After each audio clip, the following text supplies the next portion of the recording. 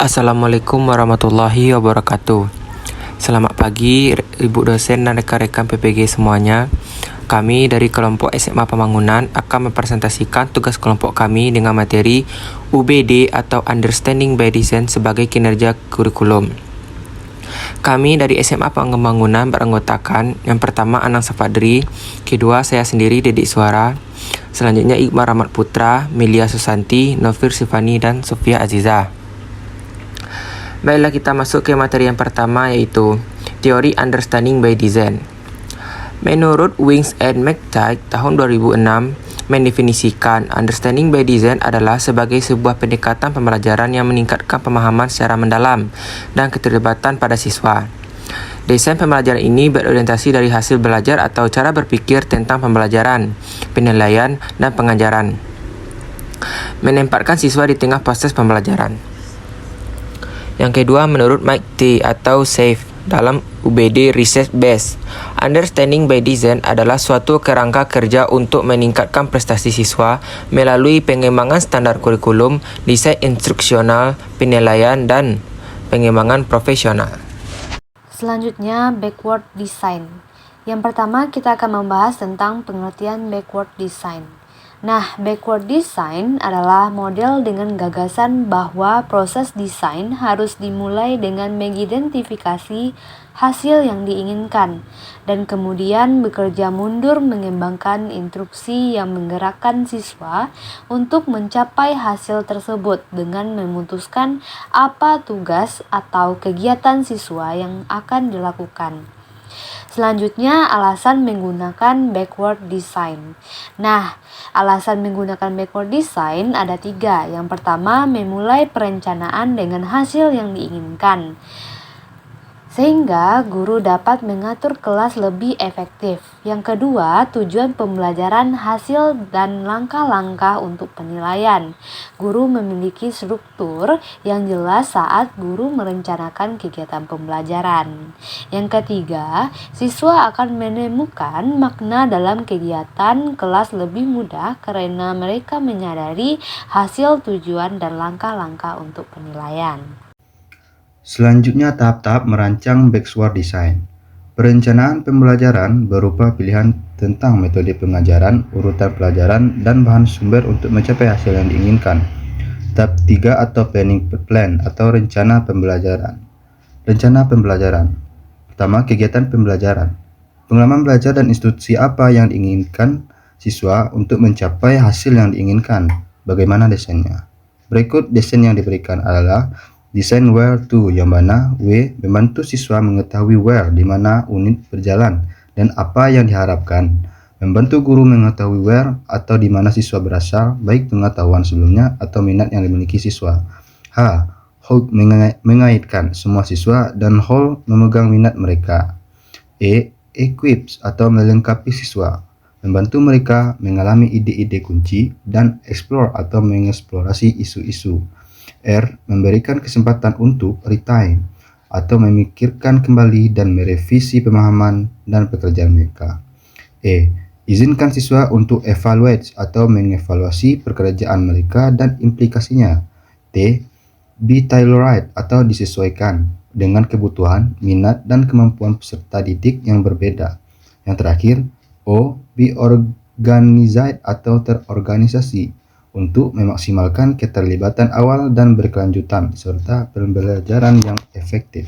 Materi selanjutnya yaitu penerapan rencana pembelajaran dibuat dengan mengacu pada where to.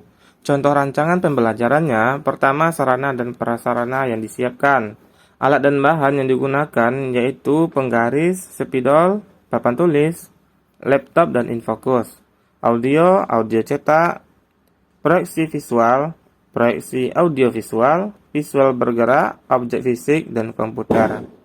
Kemudian media yang digunakan LKPD, Google Slide, PowerPoint, ArcGIS, dan peta. Sumber belajar yang digunakan buku siswa SMA, buku geografi untuk SMA kelas 10, internet, dan sumber bacaan lainnya yang relevan. Nah, baiklah, selanjutnya itu mode pembelajaran. Nah, pada tatap muka penuh, metode pembelajaran yang digunakan adalah yang pertama, ada mode pembelajaran discovery learning, dan kemudian ada problem based learning atau PBL. Selanjutnya ada metode yang digunakan yaitu adalah salah satunya tanya jawab, wawancara, diskusi, dan bermain peran. Kemudian ada diskusi, presentasi, demonstrasi, proyek, eksperimen, eksplorasi, dan ceramah. Pada kegiatan pembelajaran, yaitu pada pertemuan pertama, yaitu ada waktunya 3 kali 45 menit. Nah, di sini ada aktivitas guru dan aktivitas peserta didik. Yang awalannya, yaitu guru memberikan instruksi kepada peserta didik untuk melakukan pembelajaran di kelas. Selanjutnya, guru meminta salah satu peserta didik untuk memimpin doa dan mengambil absensi sebelum pembelajaran dimulai. Nah, kemudian guru menyapa sambil memeriksa kehadiran peserta didik. Apa yang dilakukan peserta didik? Yang tentunya adalah memperhatikan guru yang di depan. Dan kemudian peserta didik berdoa sebelum pembelajaran dimulai. Nah, pada pendahuluan untuk materi peta, guru menampilkan gambar peta dan penerapannya dalam kehidupan. Yang pertama ada peta umum, yaitu peta koreografi atau peta negara. Ada peta khusus, yaitu peta persebaran barang tambang. Nah, guru meminta peserta didik untuk menyampaikan kegiatan dalam pemetaan, apalagi yang dilakukan atau ditemukan dalam kehidupan sehari-hari. Selanjutnya, peserta didik mengamati gambar-gambar yang ditampilkan oleh guru. Nah, peserta didik menyampaikan aktivitas dalam pemetaan lainnya dalam kehidupan sehari-hari.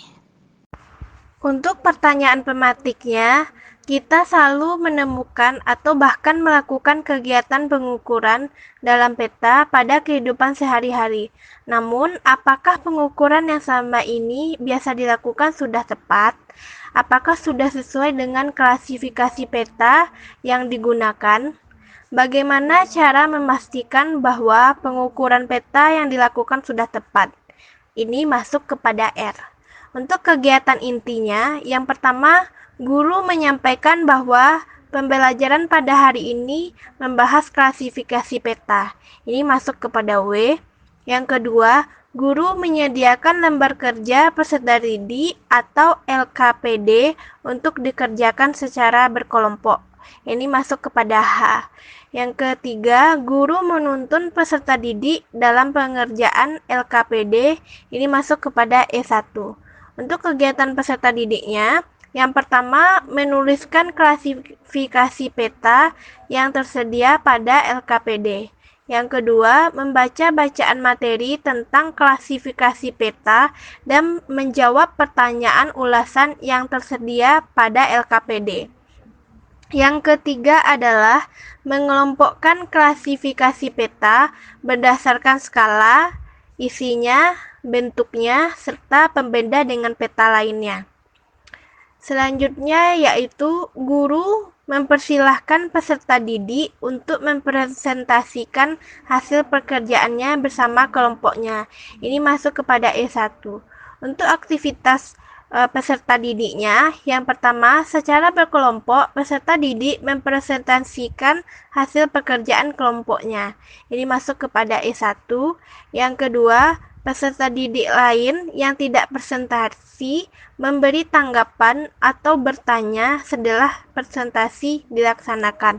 Ini masuk kepada T. Yang terakhir, penutup untuk aktivitas gurunya. Yang pertama, guru memberikan feedback berupa pembahasan seluruh aktivitas pembelajaran. Ini disebut dengan R. Yang kedua, guru menyampaikan bahwa materi pada pertemuan berikutnya adalah penggunaan beberapa alat ukur panjang. Ini masuk kepada W. Yang selanjutnya yaitu guru mengarahkan peserta didik untuk mengisi lembar refleksi. Yang terakhir, guru mengucapkan salam penutup.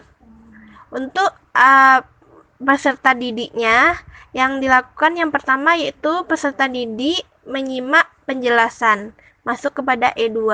Yang kedua, peserta didik mengisi lembar refleksi, itu masuk kepada E2. Yang terakhir, peserta didik mengucapkan salam.